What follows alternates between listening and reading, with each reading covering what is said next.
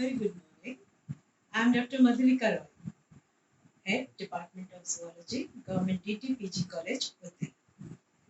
मैं आप लोगों से बात करने वाली हूँ hormone receptors and hormone action. It is very interesting topic.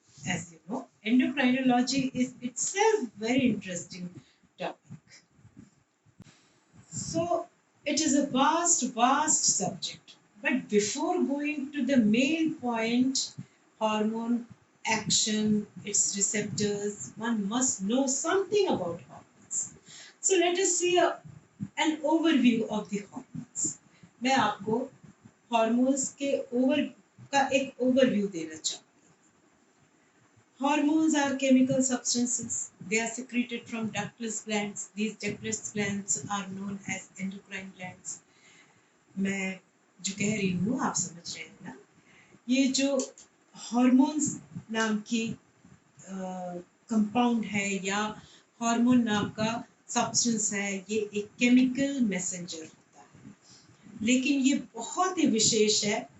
ये निकलता है डक्टलेस ग्लैंड्स और इन्हें एंडोक्राइन ग्लैंड्स भी कहते हैं. इसकी सबसे बड़ी विशेषता है हार्मोन होने के लिए कि डायरेक्टली इनका ब्लड में गिरना अनिवार्य होता है. यानी जो भी एंडोक्राइन ग्लैंड है वो उसका सिक्रीशन, जिसे हार्मोन कहते हैं, डायरेक्टली ब्लड में गिरता है. फॉर एग्जांपल थायराइड ग्लैंड जो हमारे गले में पाई जाती है, थायराइड ग्लैंड से निकलने वाला हार्मोन होता है थायरॉक्सिन. ये थायरॉक्सिन किसी नलिका से नहीं बहता, बल्कि नलिका विहीन थायराइड ग्लैंड से ये आवश्यकता के अनुरूप ब्लड में डायरेक्टली गिर जाता है. So, hormones are chemical substances. By nature, they may be proteins, जैसे ग्रोथ हार्मोन है, ग्लूकागॉन है, इंसुलिन है. स्टेरॉइड्स हो सकते हैं, जैसे सेक्स हार्मोन्स. मैंने यहाँ पर केवल एक एग्जांपल दिया है, पर मैं बता रही हूँ आपको, glucocorticoids are steroid hormones. Peptides हो सकते हैं ये, जैसे oxytocin. Neurohypophysial hormones are always peptides, जैसे वेसोप्रेसिन ये है पेप्टाइड और ऑक्सीटोसिन ये है, they are peptides and are amino acid derivatives. Tyrosine एक अमाइनो एसिड है, वेरी इंपॉर्टेंट अमाइनो एसिड. इस अमाइनो एसिड से बहुत महत्वपूर्ण हार्मोन थायरॉक्सिन का निर्माण होता है. So let us see an overview of endocrine glands. बहुत डिटेल में तो नहीं, लेकिन आप ये पिक्चर देख के आपको थोड़ा क्लियर हो जाएगा कि एंडोक्राइन ग्लैंड्स कौन कौन सी हैं, कहाँ हैं. ये आप बहुत शुरू से जानते हो, स्कूल के दिनों से जानते हो. आप ये देखिए, ये है हाइपोथैलेमस. हाइपोथैलेमस गवर्न करता है सभी एंडोक्राइन ग्लैंड्स को. हाइपोथैलेमस ही गवर्न करता है और उसका मेन हार्मोन है पिट्यूटरी ग्लैंड, जिसे पहले मास्टर ग्लैंड कहते थे, लेकिन ये मास्टर ग्लैंड नहीं है. Now it is known as the administrator of the orchestra of the endocrine system. तो ये पिट्यूटरी ग्लैंड, यहाँ से ट्रॉफिक हार्मोन्स निकलते हैं.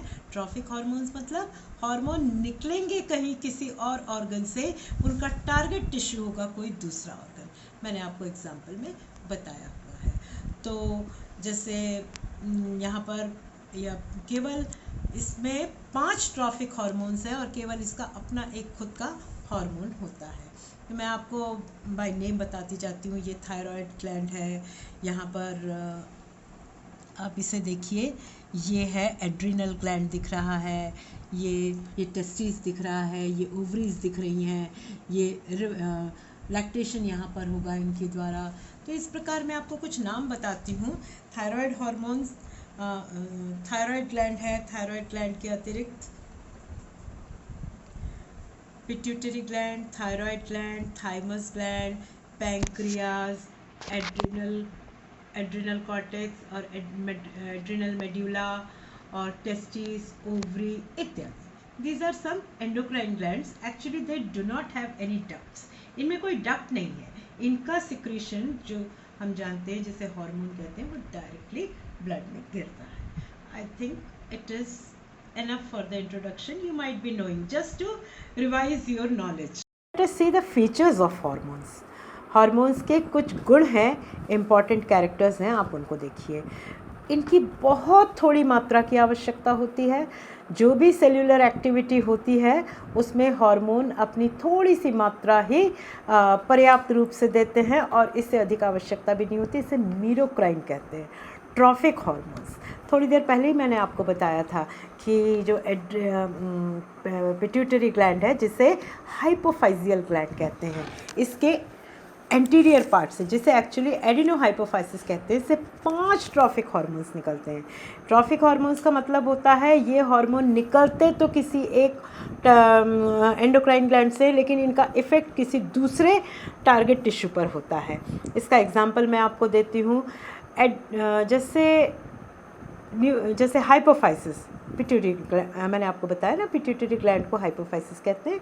हाइपोफाइसिस के 2 पार्ट हैं, एडिनोहाइपोफाइसिस यानी एंटीरियर पार्ट और पोस्टीरियर पिट्यूटरी ग्लैंड जिसे एक्चुअली कहते हैं न्यूरोहाइपोफाइसिस। तो न्यूरोहाइपोफाइसिस से निकलने वाला हार्मोन है एडीएच।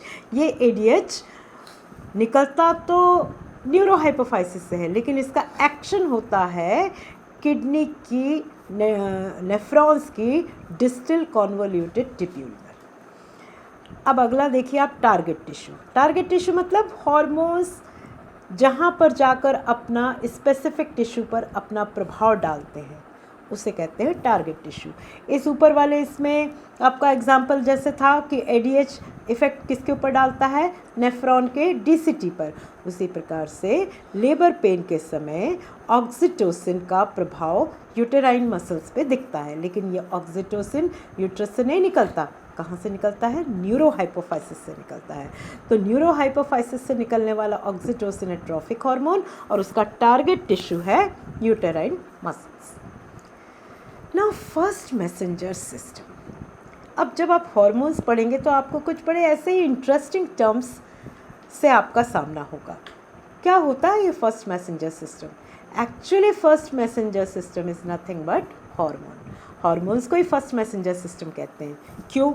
क्योंकि आप पढ़ने वाले हो हार्मोन एक्शन। इस हार्मोन एक्शन में किस तरह से हार्मोन एक्शन होता है, मैंने आपको शुरू में बताया था ना कि हार्मोन्स बहुत थोड़ी मात्रा में आवश्यक होते हैं जिन्हें आप मीरोक्राइन कहते हैं। तो ये थोड़ी सी मात्रा डायरेक्ट कोई इफ़ेक्ट नहीं डालती है, डायरेक्ट इफ़ेक्ट नहीं डालती है, बल्कि क्या करती है, ये किसी रिसेप्टर से जाकर जुड़ती है। अब ये रिसेप्टर्स क्या होते हैं? ये रिसेप्टर्स सेल के ऊपर पाए जाने वाले प्रोटीन मॉलिक्यूल्स होते हैं। इन प्रोटीन मॉलिक्यूल से फर्स्ट मैसेंजर यानी हार्मोन जाकर जुड़कर एक कॉम्प्लेक्स बनाता है और फिर ये कैस्केड ऑफ रिएक्शंस को ट्रिगर करता है। यानी इन दोनों के कॉम्प्लेक्स की वजह से फिजियोलॉजिकल चेंजेस होते हैं, वो सेल्यूलर लेवल पर होते हैं और सारी क्रियाएं संपन्न होती हैं। जैसे डिफ्रेंशिएशन हो रहा है, मूवमेंट हो रही है, ग्रोथ हो रही है, डीपोलराइजेशन हो रहा है। और हम सोचते हैं कि हार्मोन क्रिया कर रहा है, लेकिन वास्तव में क्रिया कर रहा है second messenger system. What is this second messenger system? Second messenger system ही वो सिस्टम है जो हार्मोन्स से, जिसके कारण आपको कुछ क्रियाएं दिखती हैं। जैसे मैंने आपसे कहा, डिफ्रेंशिएशन, डीपोलराइजेशन, ग्रोथ एट्सेट्रा। तो ये सेकेंड मैसेंजर्स क्या हैं? तो इसका उदाहरण देखिए, cyclic MP and calcium ions. हम कितने अच्छे से वाकिफ़ हैं साइक्लिक एमपी से और कैल्शियम आयंस से, पर कभी सोचा कि इन्हीं के कारण सारी मेटाबॉलिक एक्टिविटीज़ संपन्न होती हैं? तो अब आप इसको बायोलॉजिकल टर्म में समझिए। So the second messengers are intracellular signalling molecules. They are released by the cells in response to hormones, that is first messengers। यानी इसको मैं फिर से आपको समझाने की कोशिश करती हूँ। ये जो फर्स्ट मैसेंजर्स हैं यानी जो हार्मोन्स हैं, ये जब रिसेप्टर के साथ बन जाते हैं तो एक फिजियोलॉजिकल रिएक्शन की एक चेन होने लगती है, उत्पन्न होती है। और तब जब ये कॉम्प्लेक्स ट्रिगर करता है रिएक्शन को, तो ये इंट्रासेल्युलर सिग्नलिंग के कारण सेल से कुछ सब्सटेंस रिलीज़ होते हैं और उनके कारण रिएक्शन होते हैं और ये सब्सटेंस कहलाते हैं second messenger system, cyclic AMP, calcium ions. आप इस चित्र को देखिए, बहुत बेहतरीन चित्र है जिसने फर्स्ट मैसेंजर सिस्टम और सेकंड मैसेंजर सिस्टम को बहुत अच्छे से एक्सप्लेन किया है। ये जो काले तिकोन दिख रहे हैं ये हार्मोन है जिन्हें हम फर्स्ट मैसेंजर के नाम से जानते हैं और ये स्ट्रक्चर रिसेप्टर है। आपको मालूम है रिसेप्टर, मैंने आपको बताया था कि ये प्रोटीन मॉलिक्यूल्स हैं, ये से प्लाज्मा मेम्ब्रेन के ऊपर रिसेप्टर्स हैं। ये हर रिसेप्टर किसी एक हार्मोन के लिए स्पेसिफिक होता है, यानी जिस हार्मोन के लिए जो रिसेप्टर है बाइंडिंग केवल उसके साथ ही होगी। अब जैसे ही first messenger specific receptor protein molecule से बाइंड होता है, आप देखिए जी प्रोटीन एक्टिवेट हुआ और उसकी वजह से एडेनिल साइक्लेज नाम का एंजाइम एक्टिवेट हो गया। जैसे ही एडेनिल साइक्लेज एक्टिवेट हुआ, आप जानते हो एंजाइमेटिक एक्टिविटीज के कारण सेल के अंदर मेटाबॉलिक एक्टिविटीज होती हैं। तो ये जो एनर्जी सोर्स है ATP, it breaks down into cyclic AMP and this is second messenger system. It is degraded by phosphodiesterase enzyme. तो साइक्लिक एएमपी क्यों बना?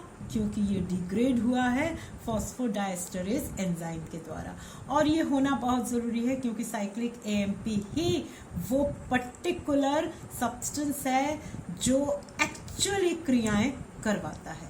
ये इसके कारण प्रोटीन काइनेज एक्टिवेट होते हैं और इनके कारण साइक्लिक एएमपी के कारण सेल्यूलर एक्टिविटीज़ एनहेंस होती हैं, मेटाबॉलिक एक्टिविटीज़ आर ऑल्टर्ड। और आप देखेंगे प्लाज्मा मेम्ब्रेन की परमिएबिलिटी ऑल्टर हो गई है।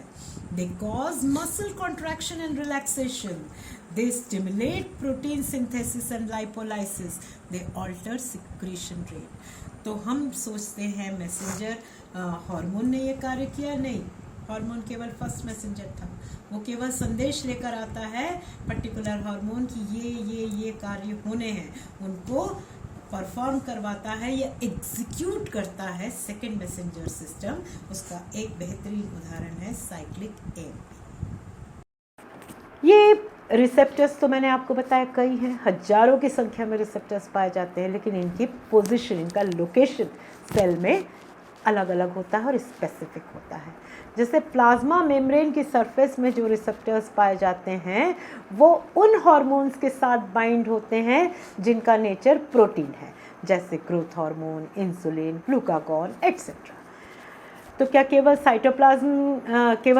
प्लाज्मा मेम्ब्रेन में ही रिसेप्टर्स मिलते हैं? जी नहीं, साइटोप्लाज्म में भी रिसेप्टर्स मिलते हैं, पर यहाँ जो रिसेप्टर्स हैं वो केवल स्टेरॉयड हार्मोन्स के साथ बाइंड होंगे। और तो और न्यूक्लियस में भी रिसेप्टर साइट है जो थायरॉक्सिन हार्मोन के लिए स्पेसिफिक है। कैरेक्टरिस्टिक्स ऑफ रिसेप्टर्स, अब इतना महत्वपूर्ण है रिसेप्टर तो इसमें इसकी कुछ विशेषता तो होगी। हर रिसेप्टर बड़ा स्पेसिफिक है, हर हार्मोन का अपना एक पर्टिकुलर रिसेप्टर है, ये पर्टिकुलर हार्मोन के साथ मिलकर लाइगेंड बनाता है। और the presence of hormone or multiple hormones enables a response in the receptors which begins a cascade of signaling। इसका मतलब हुआ कोई एक हार्मोन या कई हार्मोन्स मिलकर इस रिसेप्टर को रिस्पॉन्ड करवाते हैं, और जैसे ही रिसेप्टर रिस्पॉन्ड करता है इस कॉम्प्लेक्स के कारण या सिंगल हार्मोन के कारण, तो चेन ऑफ रिएक्शन सिग्नल्स के कारण स्टार्ट हो जाती है। आप इस बात को समझे ना कि किस तरह से कोई हार्मोन जब रिसेप्टर के साथ बाइंड होता है या एक से अधिक हार्मोन्स भी अगर रहें, और तो वो रिसेप्टर में एक सिग्नल देते हैं, रिसेप्टर को सिग्नल देते हैं, जिसके कारण विभिन्न प्रकार की फिजियोलॉजिकल एक्टिविटीज़ स्टार्ट हो जाती हैं। इसे कहते हैं cascade of signalling. The hormone receptor interacts with different molecules to induce a variety of changes such as growth and other metabolic functions। हम पहले भी इस बारे में बात कर चुके हैं। सेकेंड मैसेंजर के कारण ही growth, differentiation, depolarisation etcetera all metabolic activities are carried out due to this thing. Up regulation and down regulation, very interesting thing. क्या होता है, एक सेल में रिसेप्टर्स की संख्या कम या ज़्यादा हो सकती है। अगर हार्मोन फ्लक्स आया है, रिसेप्टर के साथ लाइगेंड बन गया है, रिसेप्टर कम है, तो cell can produce, it can increase the receptors, उसे कहते हैं अप रेगुलेशन। और अगर ज़्यादा रिसेप्टर्स हैं तो वो उनकी संख्या को कम भी कर सकता है, डिक्रीज कर सकता है, और इसे कहते हैं डाउन रेगुलेशन। जैसी सेल की ज़रूरत होगी उसी प्रकार से रिसेप्टर्स उसमें बन जाएंगे या रहेंगे। कम है तो बढ़ जाएंगे यानी अप रेगुलेशन, और ज़्यादा है तो घट जाएंगे मतलब डाउन रेगुलेशन। रिसेप्टर मॉलिक्यूल को देखिए आप, बहुत बेहतरीन चित्र है, बहुत सिंपल चित्र है। सेल में प्लाज्मा मेम्ब्रेन के ऊपर आपने देखा रिसेप्टर मॉलिक्यूल्स हैं, ये प्लाज्मा मेम्ब्रेन की सरफेस के ऊपर आपको दिख रहे हैं। और दूसरा चित्र देखिए, यहाँ पर लाइगेंड रिसेप्टर माने ये एक कॉम्प्लेक्स है, ये फर्स्ट मैसेंजर या हार्मोन आया है, रिसेप्टर के साथ जोड़कर इसने बनाया है लाइगेंड। यहाँ मैं आपको याद दिला दूँ, ये है प्लाज्मा मेम्ब्रेन का स्ट्रक्चर, जिसमें लाइपिड की बाइलेयर है, और ये जो आपको पट्टी जैसी स्ट्रक्चर दिख रही है, ये है प्रोटीन। प्रोटीन का यही है कैरियर मॉलिक्यूल, प्रोटीन मॉलिक्यूल है, ये कैरियर है, ये रिसेप्टर के साथ बन गया है। और जैसे ही ये बनता है सेकेंडरी मैसेंजर एक्टिवेट हो जाता है। ये सेकेंडरी मैसेंजर कैल्शियम आयंस भी हो सकते हैं, आइनोसाइटॉल भी हो सकता है, लेकिन मुख्यतः प्रोटीन्स के लिए साइक्लिक एएमपी है, हार्मोन एक्शन की मैकेनिज्म। जैसे ही फर्स्ट मैसेंजर यानी हार्मोन अपने टारगेट टिश्यू के पास पहुंचता है, वो अपने एप्रोप्रिएट रिसेप्टर से बन जाएगा। और अगर हार्मोन प्रोटीन है तो रिसेप्टर सरफेस पर है, सरफेस से बन गया। लेकिन मान लीजिए हार्मोन स्टेरॉयड है, तो लाइपिड बाइलेयर को भेदते हुए स्टेरॉयड साइटोप्लाज्म के अंदर पहुंच जाएगा, because steroid is itself a lipid molecule. Lipid होता है स्टेरॉयड, तो फैट मॉलिक्यूल को भेजते हुए स्टेरॉयड साइटोप्लाज्म के अंदर आ जाता है। और अगर ये थायरॉक्सिन है तो रिसेप्टर इसका न्यूक्लियस में स्थित है। ये चित्र मैंने जिस सोर्स से लिया है उसको मैं थैंक्स देती हूँ, इट इज़ फ्रॉम गूगल, और ये बहुत बेहतरीन चित्र है, इसीलिए मैं आपको रिकमेंड करती हूँ कि आप इसको स्टडी ज़रूर कीजिए। और ये देखिए फर्स्ट मैसेंजर, ये फर्स्ट मैसेंजर बंध गया है किसके साथ, रिसेप्टर मॉलिक्यूल के साथ। ये जैसे ही रिसेप्टर मॉलिक्यूल के साथ बंधा, यहाँ जी प्रोटीन कपल्ड हो गया है, ये रिसेप्टर के साथ जी प्रोटीन कपल हो गया है, ये देखिए चित्र देखिए। और ये जीटीपी, अब एडेनिल साइक्लेज एक्टिवेट हो गया है, इसका कॉन्फ़िगरेशन चेंज हो गया, और एटीपी टूटा साइक्लिक एएमपी में। This cyclic AMP is second messenger, और प्रोटीन काइनेज ए के कारण सेल्यूलर रिस्पॉन्सेस हो रहे हैं। ओके, अब वहाँ आपने देखा पहले चित्र में प्रोटीन एक्शन, प्रोटीन हार्मोन का एक्शन। यहाँ देखिए स्टेरॉयड हार्मोन का एक्शन। ये स्टेरॉयड हार्मोन तो लाइपिड सॉल्युबल हार्मोन होगा, ये प्लाज्मा मेम्ब्रेन को भेदते हुए अंदर पहुंच जाएगा, आराम से पहुंच जाएगा, क्योंकि दोनों का नेचर एक ही है, वो लाइपिड सॉल्युबल हार्मोन है, इसलिए ये साइटोप्लाज्म में पहुंच गया। आप इसके अंदर देखिए, यहाँ पर रिसेप्टर है, ब्लू कलर में आपको रिसेप्टर दिख रहा है। इस रिसेप्टर के साथ हार्मोन बाइंड हो गया, येलो कलर में हार्मोन दिख रहा है, और रिसेप्टर हार्मोन कॉम्प्लेक्स जैसे ही बनता है साइटोप्लाज्म में, ये न्यूक्लियस के अंदर प्रवेश कर जाता है, और न्यूक्लियस के अंदर जैसे ही आता है, ये पर्टिकुलर जीन के कारण यहाँ पर ट्रांसक्रिप्शन स्टार्ट हो जाता है। ट्रांसक्रिप्शन में डीएनए क्या कर रहा है, मैसेंजर आरएनए में ट्रांसक्राइब हो रहा है, और ये मैसेंजर आरएनए साइटोप्लाज्म में आकर राइबोसोम के साथ बनकर ट्रांसलेशन की प्रोसेस कर रहा है। यहाँ टीआरएनए ट्रांसलेट करता है मैसेंजर आरएनए में स्थित जेनेटिक कोड को, और इस तरह से ट्रांसलेशन में पॉलीपेप्टाइड्स बनते हैं, और जो प्रोटीन बने, now they are activated and they will carry on the process, cellular activity जो कुछ भी होगी वो उस एक्टिवेटेड प्रोटीन के कारण होगी। मैकेनिज्म ऑफ थायरॉक्सिन हार्मोन, ये थायरॉक्सिन हार्मोन, इसका रिसेप्टर हमने पहले ही देखा कि न्यूक्लियस के अंदर स्थित है। अब T3 और T4 सेल्स के हैं, आपको मालूम है ना, ट्राई आयोडोटायरोसिन एंड ट्राई टेट्रा आयोडोटायरोसिन और ट्राई आयोडोटायरोसिन। T4 डी आयोडाइज्ड हो जाता है, यहाँ स्पेलिंग शायद थोड़ी मिस्टेक हो गई है, गलत।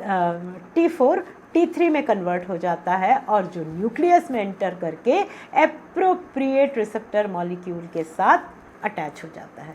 इस कॉम्प्लेक्स के कारण फिर मैसेंजर आरएनए ट्रांसक्रिप्शन होता है, प्रोटीन सिंथेसिस होता है, जो उसकी रेगुलर प्रोसेस है, उसके द्वारा प्रोटीन सिंथेसिस होगा और ये काफ़ी स्लो प्रोसेस है और जो प्रोटीन बना उसके कारण सेल्यूलर एक्टिविटीज़ होती है। तो ये मैंने आपको बहुत शॉर्ट में हार्मोन रिसेप्टर्स और हार्मोन एक्शन के बारे में एक्सप्लेन करने की कोशिश की है। मैंने टेक्स्ट मैटर लिया है medical physiology Guyton and hall से, ह्यूमन फिजियोलॉजी CC चटर्जी से, बायोकेमिस्ट्री में भी इसका बहुत बेहतरीन इलस्ट्रेशन आपको मिलेगा। हालांकि इलस्ट्रेशन मैंने आपको इन सोर्सेज से रिकमेंड किया है, विकिपीडिया से और पिंटरेस्ट से। आप और आप इंडियन ऑथर्स में भी देख सकते हैं, A.K. बेरी की बुक में भी आप ये मैटर देख सकते हैं। So thank you very much, thank you.